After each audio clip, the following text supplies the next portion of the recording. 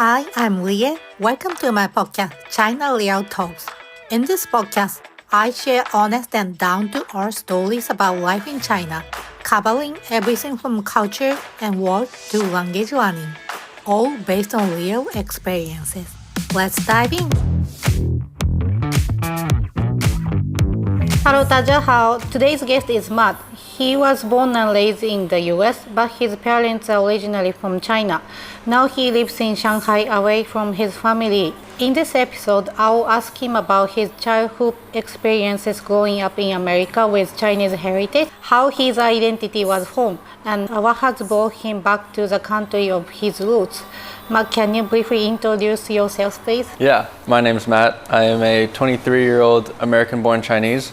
I'm from Colorado in the US, and I grew up in the suburbs of Denver. And this year I moved to China and I started making short-form videos, and now I'm looking to do that full-time as well as build out the China Creator Hub, which is a network of people making content about China. And yeah, now I live in Shanghai. Thank you. Yes, I'm a part of your community, and I think that is a very good idea for putting all the China-related content creators together to help each other. Yeah. No, I think it's very interesting to see a bunch of different international perspectives on China and also be able to share that to the rest of the world. That was really encouraging for me to see that this many people already are in the group chat, because we do have some China-related content creators in Japan posting contents using Japanese, but still not that many, I think. And we know each other through our own contents, but we don't really get along together. So having this community is very encouraging and it's very meaningful. So I'm really excited to see where this China Creator Hub will go.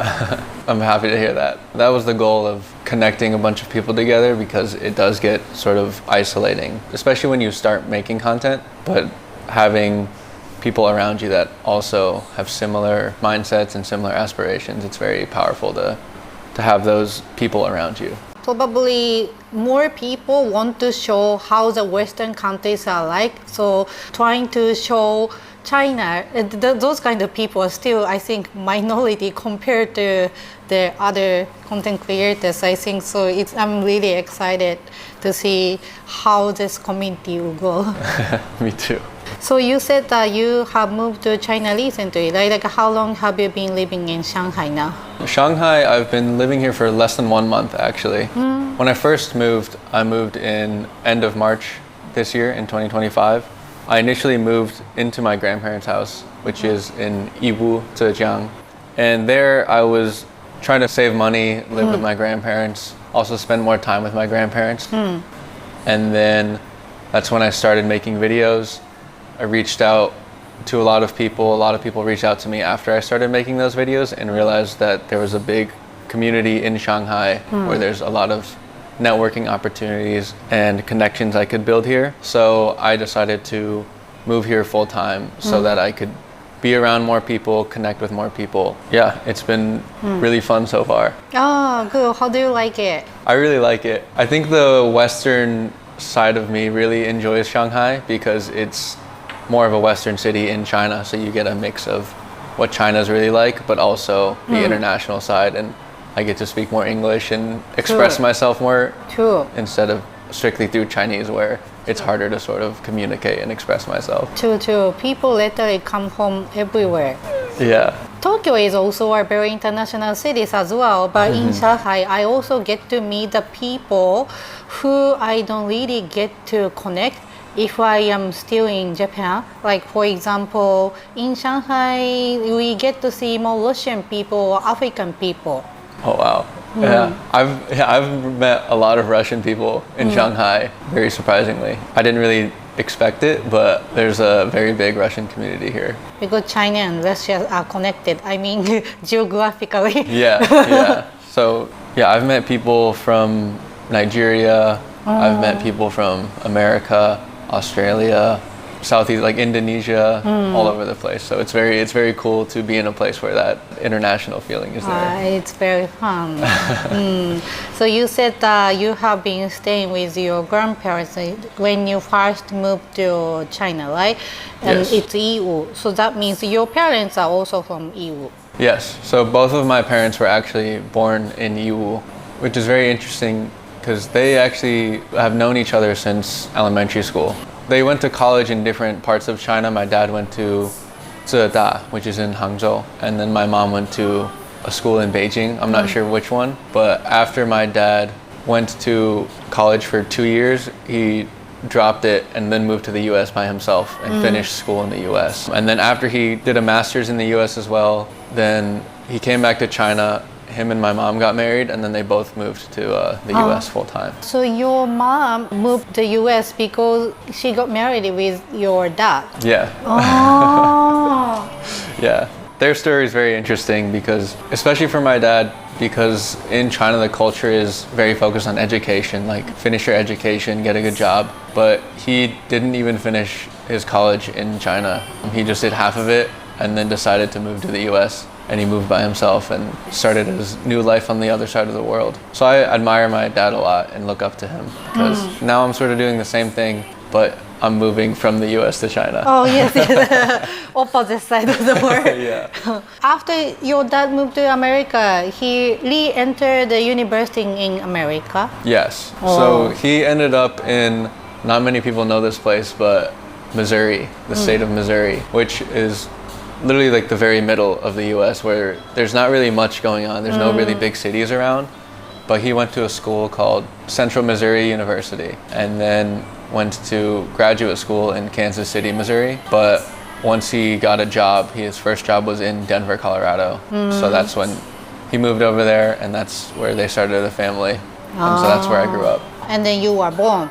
So Yeah. then you said that you were born and raised in America. That means your family never moved back to China since you were born. Never, no. So yeah, growing up in Colorado all my life, and it would be whenever my older brother and I didn't have school in the summer, we would go to China, see my grandparents. And there were, I think, 1 or 2 summers where we stayed in China for the whole summer. But all of my life I grew up in the US, went to school in the US. Like how often? Like once a year, so once every 2 or 3 years? Yeah, once every 2 years. And then in high school, in 2016, I came to China. And then after that, I didn't come back to China for 8 years until last year. Is there any particular reason, or just because of like financial situations or anything else? There wasn't any like financial reason. It was, I wanted to play basketball in college.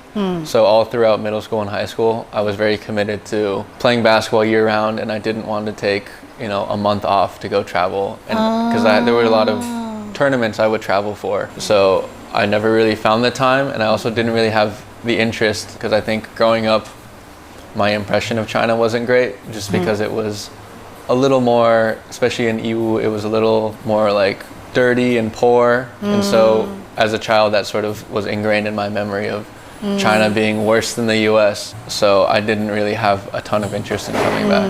So you felt that America is a lot more advanced compared to China back in time? Yes, that was, my thinking all the way up until last year, actually, when I actually came back to China for the first time since 2016, and I actually saw what it was like here, and it was way different from what I remembered. Like everything was more advanced, everything was a lot cleaner than I remembered, and it's just like a complete switch from when I was younger. Still the same city, right? Yeah. And even then, you has also grown a lot since when I was a kid. It's become more of an international commerce city. Before, back then, it was very not well known, and now it's a big e-commerce hub, and it's known for the products there. Yeah, even I know that EU is very famous for e-commerce Yeah. now. It's very interesting because my dad, he found that growing up for him was the opportunities in America. And so right before EU started blowing up, he moved out to the US. And then like 20 years later, he found out, if he stayed in EU, he probably had more opportunity because of like the industrialization and then how fast things have innovated there. Ah. But he caught the wave anyway when Amazon came out in the US. So he started his business in the US later down the road. Still in the similar industry. Yeah, exactly. Last year you came back to China after 8 years, right? Like what has brought you back after 8 years? I guess it was postgraduate travel. I hadn't seen my grandparents in a long time, so that was one thing that was big for me, was being able to come back and see family. So I traveled to Europe with a friend, and then I flew from Europe to China. And funny enough, my grandma didn't recognize me when she saw me. Really? Because you have changed a lot. Yeah, because I guess I was 14 back then, and then last year I was 22. And I guess I've changed a lot since from 14 to 22, so she didn't recognize me. She thought I was my older brother's friend. She was like, oh, he brought a friend, and then 外婆是我, like it's me. And she was very surprised. It was very funny. And then you still got to talk to them in Chinese, right? Yeah, I still use Mandarin to speak with them. My grandparents on my mom's side mostly speak the Yiwu dialect. I think their Mandarin level is probably about the same as mine. So it's very simple conversation. Do you also understand EU dialect? No, not at all. My parents used to speak Yiwu dialect in the house when they didn't want me and my brother to understand.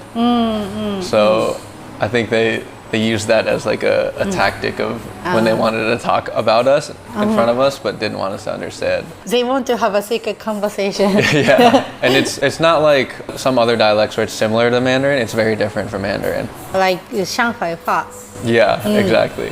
I don't understand at all. A lot of people say the southern dialects are very different from Mandarin, and the northern dialects are more similar to Mandarin. But yeah, I don't understand any of the Yiwu or Shanghai or any dialect. China is huge. Yeah. So your parents are originally from China, right? And you grew up in America. So obviously your parents' native language is Chinese. Yeah. So what's the language situation within the house, when you were a kid? Yeah, so they lived in the US for about 7 or 8 years before they had me and my brother. My older brother is only 1 year older than me, so we sort of grew up together. And so I think that living in the US for that long caused them to learn a lot of English too. So growing up, they would speak Mandarin, and over time it progressed into Chinglish, which is like, they speak mostly Mandarin, but if it was a word that is easier to express in English, they would use the English word.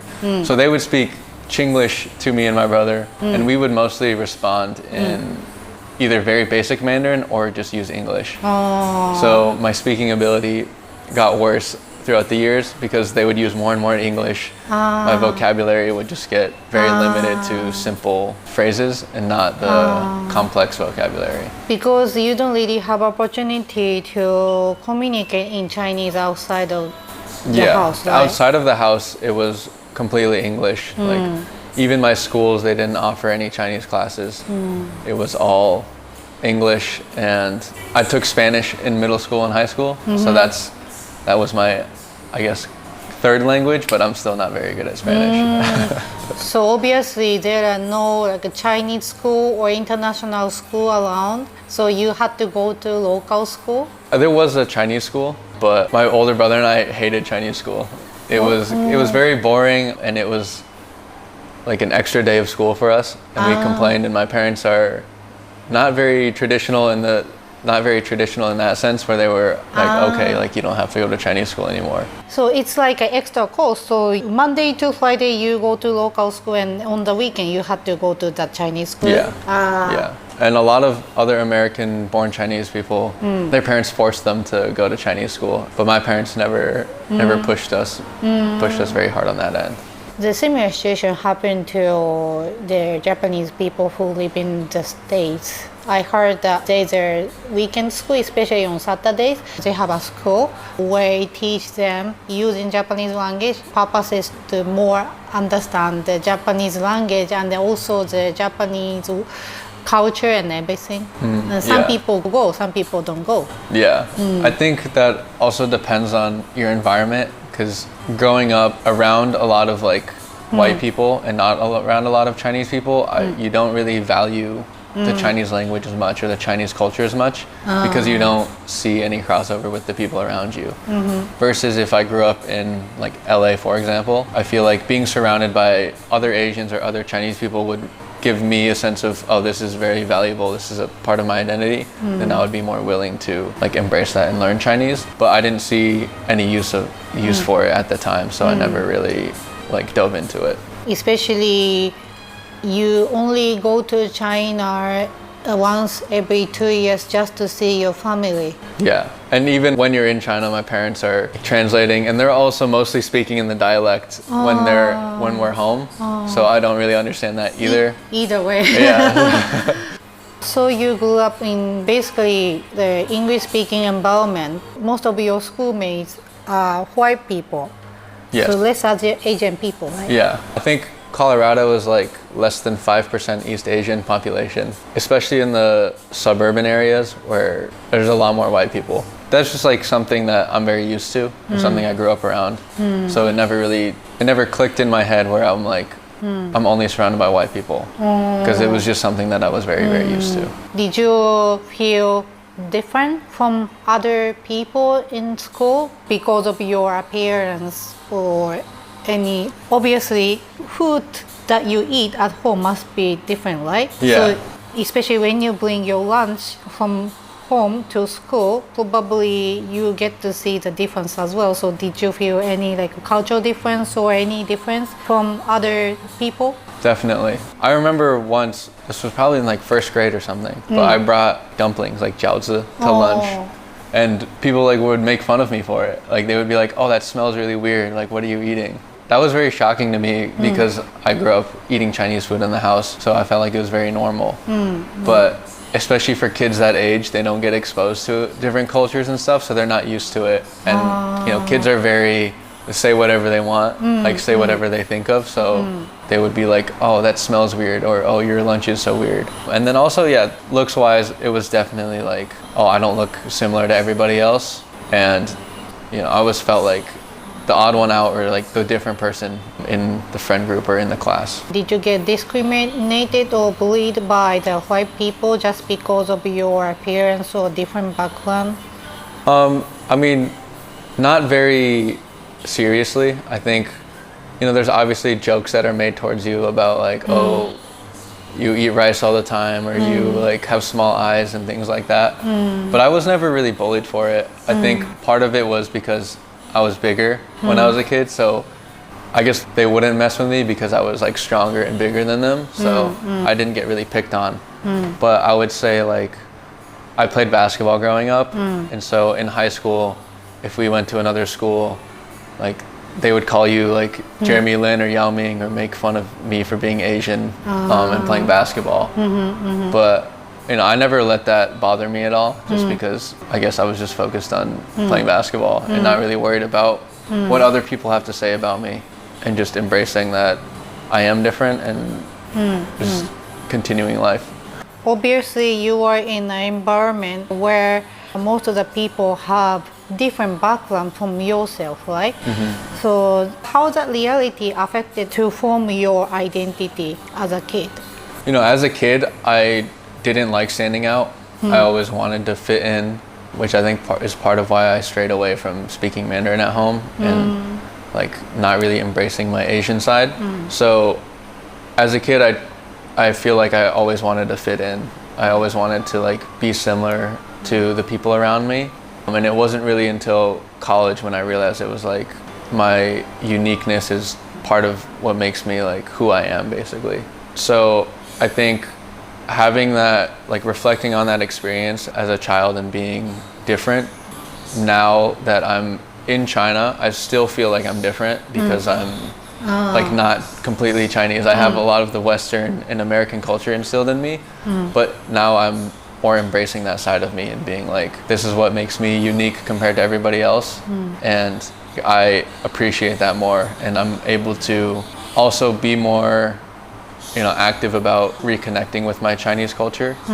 So I guess in terms of building my identity, it being different as a kid has allowed me to see what I shouldn't do now and what I like I shouldn't be trying to be like everybody else. I should be trying to be my individual self and do the things that I want to do.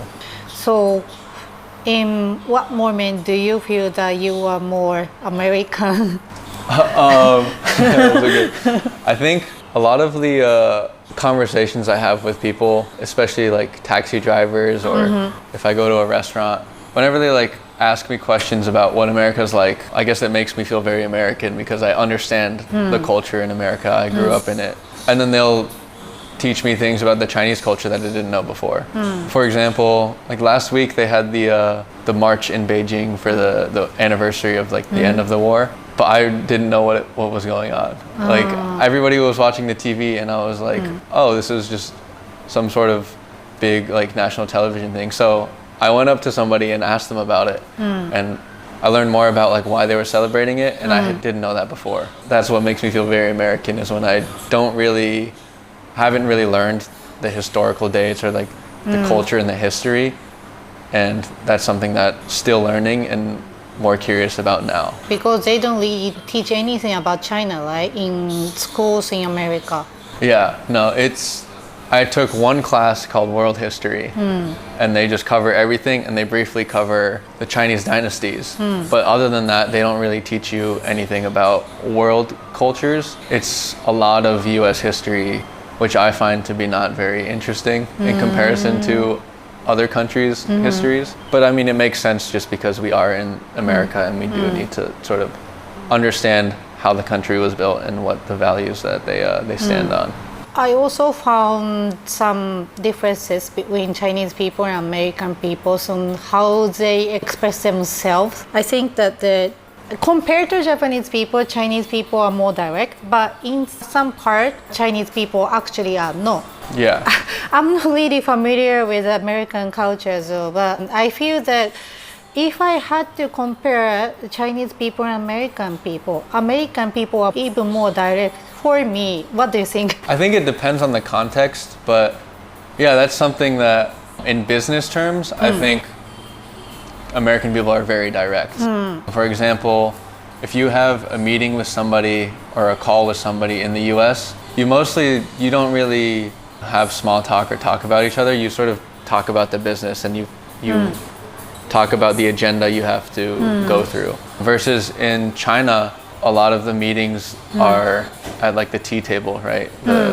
And when you're talking to them, you don't immediately start talking about business. You sort of just, have regular conversation, talk about life, talk about what's going on, and then you slowly go into the business stuff. In that sense, I think the US is very more direct. But in the sense of like, I guess one thing with Chinese culture is they're very direct in other ways and in everyday small talk. I think, for example, a lot of Chinese people like to talk about like physically. They're always like, you're very tall, you're very skinny, you're very fat. Yes. But in the US, it's really rude if you call somebody fat. But in China, it's like it's not seen as rude. It's just seen as like an objective thing that they just say. Like for example, your skin is very white or dark or yeah, exactly. But in America, we cannot do that. Yeah, you can't. They're more sensitive subjects for sure, especially with physical appearance. Versus in China, they just don't really care, and it's not seen as rude at all. I don't know about the recent young people, but I used to be asked or I often get to see the people asking other people's salary or family situation, like personal details without having any purpose, because just they are very curious about it. In China? In China, like how much salary do you make monthly or something like that? Yeah. How about in America? That's like a thing that you don't really talk about in America. It's very like private information. But yeah, in China, I've had a random old guy I've started a conversation with ask me how much money I make. So yeah, that's something that in the US culture is very protected, like personal family matters and like financial stuff. Yeah, like respecting their private life, right? Exactly, yes. In that way, Chinese people try to get really closer to other people. Yeah. In Japan, I got to meet one Chinese lady older than I think she's in the early 50s, who just moved to Japan from China. And then it's our first time to meet each other. And after we started our conversation, 5 minutes later, she suddenly asked me that, are you already married? Or do you want to get married? Like, what kind of person you like? Yeah. I can introduce somebody to you. I know somebody. Within 5 minutes. Yeah. No, I think in the US it's like you have to be pretty close with this person before you start asking these questions. But in China, it's a lot, especially the relationship status. I think because they value the traditional like family, get married, have kids, and so that's something that's like very common for them to talk about.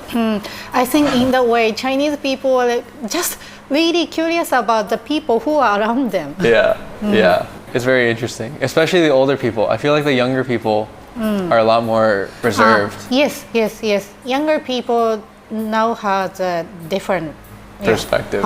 Yeah, 100%. I was taking a metro in Shanghai with my ex-coworkers who live in Shanghai. They are in their early 30s.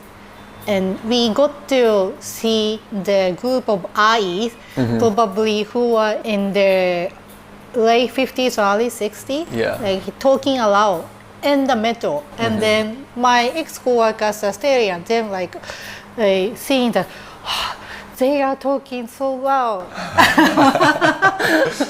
Yeah, that's very interesting because I find the older people here are a lot more expressive and don't really care, and the younger people are here are very quiet and like to save face and don't like to put themselves out there as much. Is there any discoveries that you made after you moved to Shanghai? In terms of how other people do to other people or just life in general. Any differences compared to your city in America? I guess like the most reasonable comparison would be New York and Shanghai because they're both very big cities and they're both very international. But I think a similarity would be like how fast-paced life is. Like in New York, it's very quick. Like people are always doing something. It's a very busy city. And Shanghai is like the same way. It feels like there's always something going on. There's no really time to relax and sit back. But in compared to my city, I grew up a little farther out from the city. So you drive everywhere. Everything's very spread apart, and life is a lot more laid back. In China, I think they work super hard. Like it's probably one of the most hardworking countries I've seen in the world, where people are working every single day, all day, and they like never stop. And that's even seen in like the schooling system of like elementary school kids go to school for like 10 to 12 hours a day. But in the US, you would never see that. You go to school for 7, maybe 8 hours a day, all the way through, even through college. Like college is very, even more, I would say, free. But in China, like school is very difficult, work is very difficult, and they're just always working all the time. Yeah, always competition. Yeah, the competition is crazy. And there's just, I think another thing is just the amount of people. Like you can go in a really random place in the city and there's still going to be a lot of people there. But in the US, it's like if you go to a really busy place at a certain time of day, like there's going to be nobody there. It's like the population difference is pretty drastic. So is the competition crazy in America as well? I would say not as much as China. Obviously, there's a lot of high like quality competition in US because of the US having a very high status in terms of their school. But I would say in comparison to China, there's not a lot of competition. Just because of the amount of people in China, it's just like you can find a person to do sort of any sort of task, no matter what. So many people in China. Yeah, it's crazy. They stay in schools for many hours, and after they came back to home, and they still have to work on the homeworks for hours. Yeah, and I know some parents like then make their kids also do like sports, or they make them do like music, and then so it just is a lot of work and a lot of pressure from a very young age. Because you grew up in the States going to the local schools, probably the education environment must be a lot different from the China one, I guess. Yeah, it's like we go to school from like 8 o'clock to 3 o'clock, and then after school the homework, there's not a lot of homework. It's pretty simple. And then a lot of my free time was spent like playing sports, or like you have a lot more free time. And that's why I think a lot of kids in the US have that sort of like open-mindedness of having hobbies versus in China it's very different in that not a lot of kids have hobbies other than studying. Were there any reverse culture shock after moving to China? It still feels weird when I don't have to carry my wallet everywhere. Like I can just carry my phone and like I don't have a car, I don't have to bring my wallet everywhere. It's very convenient. And so sometimes when I just bring my phone out, I always feel like I'm forgetting something. Because in the US, I always have my keys, my wallet. But here it's like I just have my phone and that's all I need. Oh, yes.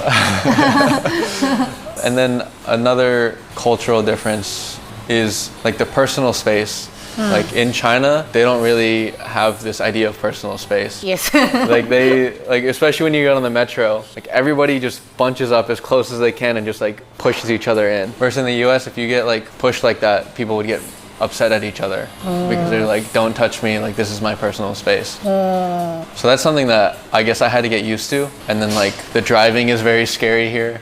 Like the cars on the road compared to the US, like they don't really follow the rules here. They just like, there's no one looking and they can make a U-turn in the middle of the road, they'll do it anyway. Actually, the situation got much better than 9-10 years ago in Shanghai. Yeah, I found Shanghai to be the most orderly compared to like other cities in China. It's like even worse. Like in Yiwu, you can park basically in the middle of the road. and like they'll get mad at you, but they'll just drive around you and they don't really like enforce anything. How about smoking environment? Shanghai, now most of the public space you cannot smoke inside, but still when we go to a smaller city, literally you can smoke anywhere. Like how about in the States at this moment? In the States, smoking is a lot less common than it used to be. You can't smoke inside. Usually, like even if an establishment has like an outdoor section, they usually don't let you smoke in that area. They usually have to you have to go out on the street or something to smoke. So that's something that I also didn't get used to. Like if you go to a restaurant in a smaller city and you have, you know, a private room where you have a big dinner, you can just smoke in the room and then it gets very smoky. Yeah, even inside the hotel when you go to a smaller city in China. Yeah, I think, and there's like some places where there's no smoking signs, but they don't actually care. I've been to hotels where people like smoke in the elevator, which is crazy. But that's something that I guess is very different from the rest of the world. Even in Europe where smoking is very common, there's still rules on you can't smoke in this place. But in China, it seems to be whatever, like there's not really super strict rules, but in Shanghai it's a little better. How about drinking culture in China, especially in a business situation? They go out for dinner and then usually one person let other person drink a lot of baijiu, right? Yeah, I don't really like that part of the culture here, but it's like, in China it's like you have to call somebody to drink together and it's like one person drinks, you have to like call everybody around the table. So then everybody's drinking and I don't know, I think in the US, it's like you just drink on your own, you go your own pace, you do what you want. But in China, it feels like if you don't drink with this person, it seems to be rude or impolite. So like some people that really like to drink just make everybody else at the table drink. Yeah. And I just feel like that's not very, I don't like that from Americans' perspective as well. But I see that more common in older people as well. But in the younger generation, they don't drink as much or they don't drink in the same way. That's true as well.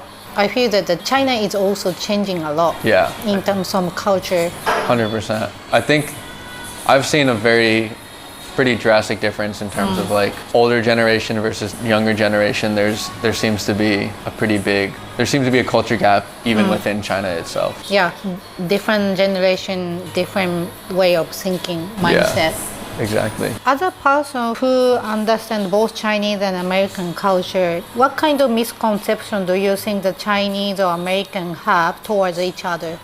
I think the media, in terms of America looking at China, I think there seems to be a lot of negativity around. A lot of people talk about China's like super communist or like one big thing is the data. Like a lot of Americans have this idea of like the Chinese are stealing your data. Look at all the cameras they have or look at what they do here and there. But I think they don't understand that it's a safety aspect in terms of like the cameras and all that. And they don't understand how life functions here. It's like you can leave your computer out on the table and leave and you come back and the computer will still be there. just because of the safety and everything that's already been established in China. And then I guess other misconceptions about China would be technological advancement. I think even me personally, I used to think that China was very, behind in terms of technology innovation. But coming here and actually seeing it, realizing like over half the cars here are electric cars. Like they already have a lot of things that are progressing very quickly that Americans don't understand because they don't actually see it. And then in terms of China misconceptions about America, I think it's the same thing. A lot of Chinese people have this very negative misconception about homeless people in America and like unhealthiness. But I mean, obviously there is homelessness. There is like a lot of negative aspects there, but there's also a lot of positive aspects in America where it's like, there's a lot more opportunity in terms of once you graduate college, they're more open-minded and you can do whatever you want. You can try all these different things. And I think it's hard for Chinese people to understand like the Western way of thinking and not like in America, they don't prioritize your family. It's a lot more like on the individual and what you want to do personally. So I think it's hard to understand that side of the culture difference because of how you grow up and the environment you grow up in.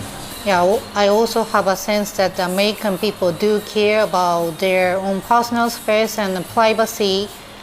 Individuals do matter. Yeah, and my parents are very American in that sense of like, they are very supportive of what I do as long as I enjoy what I do and I am like passionate about it. They're like, you can do what you want. Versus in China, it would be like, you sort of have to listen to your elders or listen to your parents and do what they want you to do. Yeah, I also have a lot of Chinese friends who cannot really do what they want to do because they feel that they have to follow what their parents or grandparents say. Yeah. What do you want to do in the future, especially using your background? For me, it would sort of tie in with the China Creator Hub stuff where it's bridging the culture gap between China and the rest of the world, or like specifically US and Western countries and China. I think with my background, understanding, like growing up in the US, but also being Chinese and now living in China, I can sort of be able to take both perspectives and mix those together and let each other see what life is really like. So whether that be through my own social media or supporting other international people doing social media about China, what I really want to do at the end of the day is lower the barriers of how people understand each other and how people see different cultures. And that's what me being a part of both cultures is something that I enjoy, and I want other people to experience that as well. That's amazing.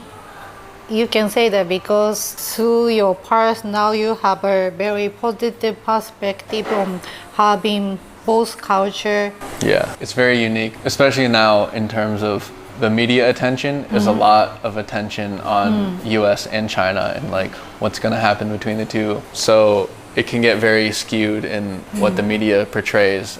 But really when it comes down to like humans, like we're all living our own lives in our different cultures, and I want everybody to see the more humane side of life. It's also interesting that when we are kids, people don't really want to stand up. So like you said, most of the time the kids want to be blending. Yeah. But once we get adults, we want to stand up because we want to be successful in the things that we do. Yeah, exactly.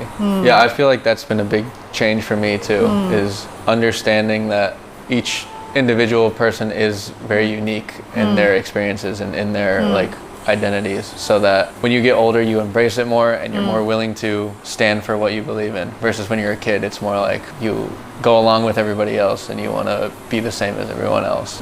But yeah, that's my sort of motivation behind everything now, is to let everybody see each other, see me, and learn from each other and learn from different perspectives and cultures.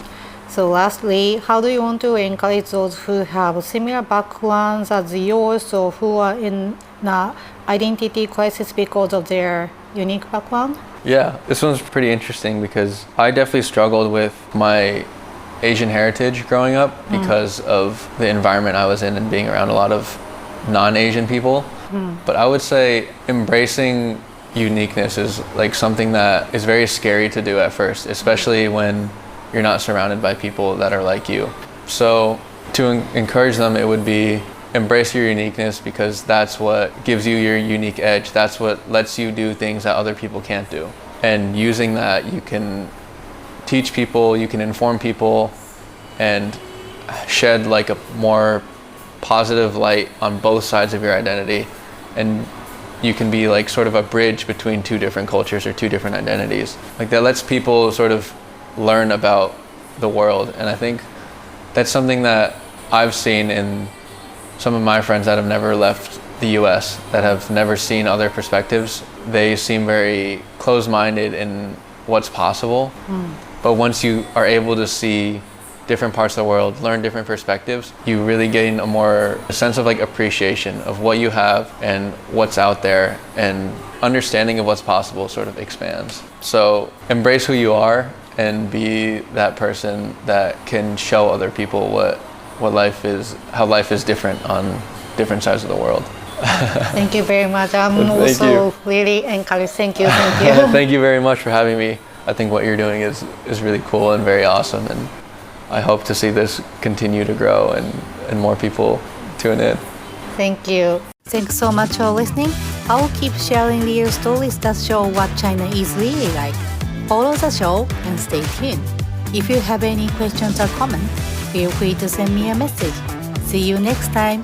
下次见。